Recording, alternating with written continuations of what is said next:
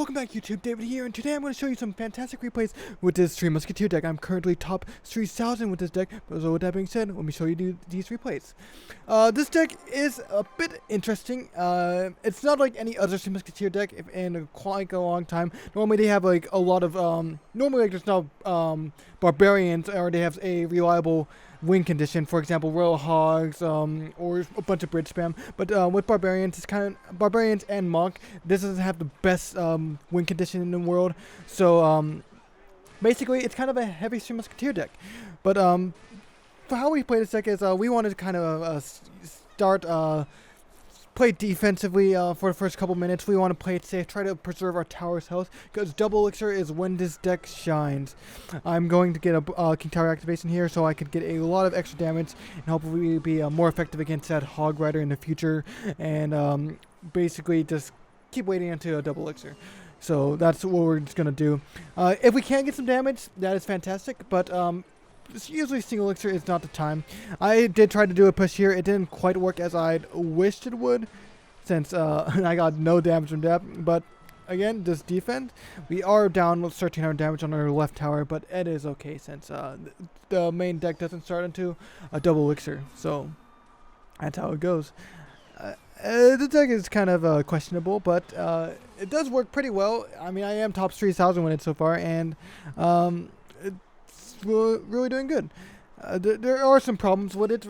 Basically this deck is meant to counter that decks like this. Basically anything that uses Firecracker Cycle or even the pesky mortar, since evolve cards are just so powerful right now. So that's what this deck is meant for, just to basically counter the meta of top 1,000 or top like 10,000. That is.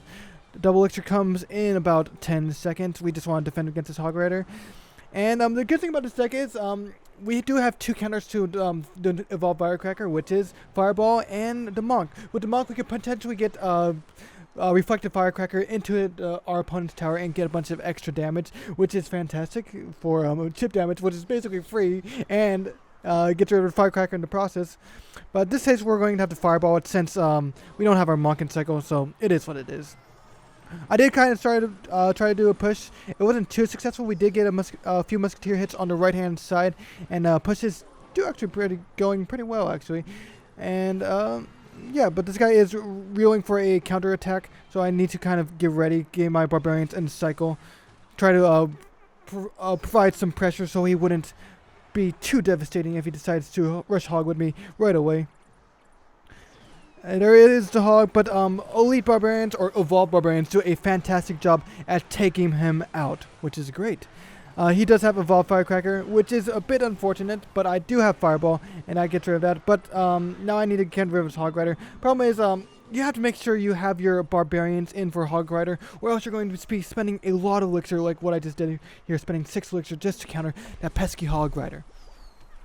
He doesn't have a Evolved Firecracker, and I do have a bunch of elixir, so I'm going to place on Three Musketeers in the back. He does Earthquake it, but it's not going to be too bad, since Earthquake doesn't...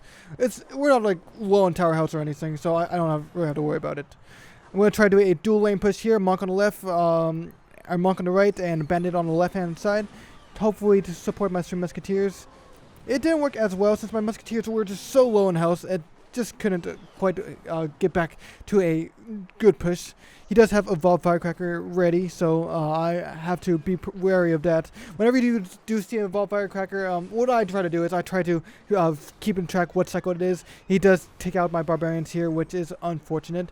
But as you can see, the Evolved Firecracker does sneak onto the left or right-hand side, which means I can use that to my advantage and get some pesky tower damage.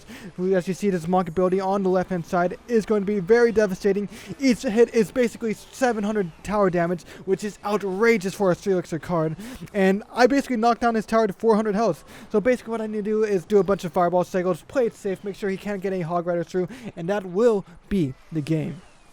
Just play defense and make sure nothing gets through, and a Fireball will end the game, and there we go.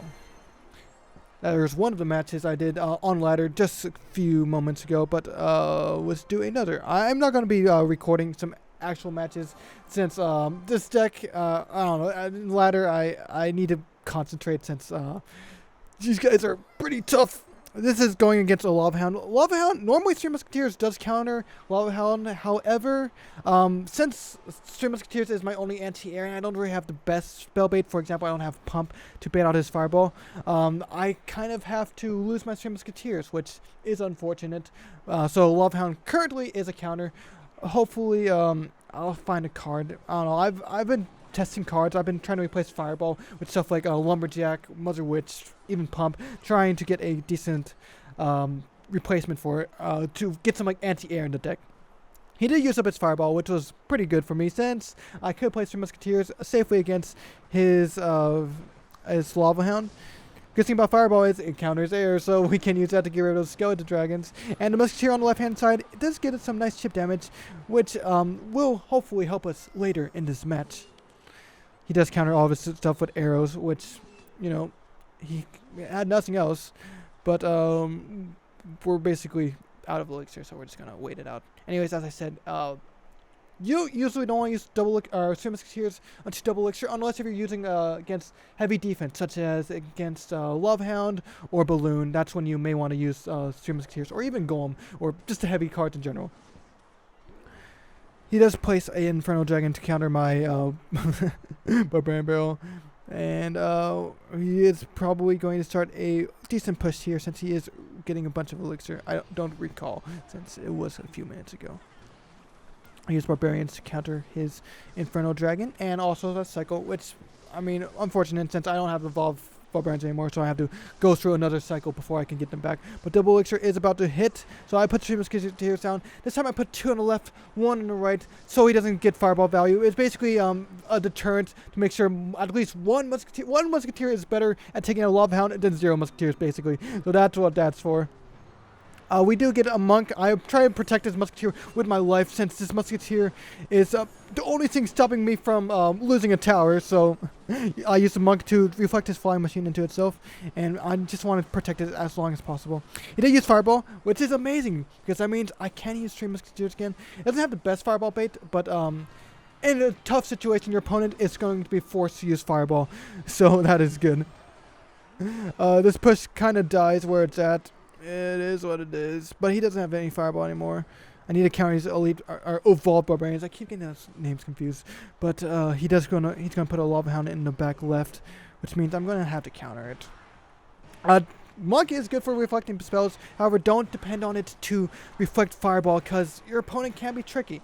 If you do mess up a reflection, it's not the end of the world, but it's not reliable either. I use Evolved Barbarians to tank some damage from me. I'm going to Fireball on that right-hand side so my Musketeer doesn't get shredded. And this push on the right-hand side is actually what gets me the game. Musketeer connects to the tower and wins me the game. Basically, what these decks try to get chip damage. At least try to get your Musketeers to connect if possible. That's the whole goal of this. You don't want to get massive pushes which decimates towers. You want to get just chip damage over chip damage until your opponent loses. But anyways, thank you guys so much for watching. This is a pretty interesting deck, so here it is if you want to copy it. And let me know what you think about it. But with that being said, thank you guys so much for watching. I'll see you guys all in the next video of Clash Royale. Bye-bye.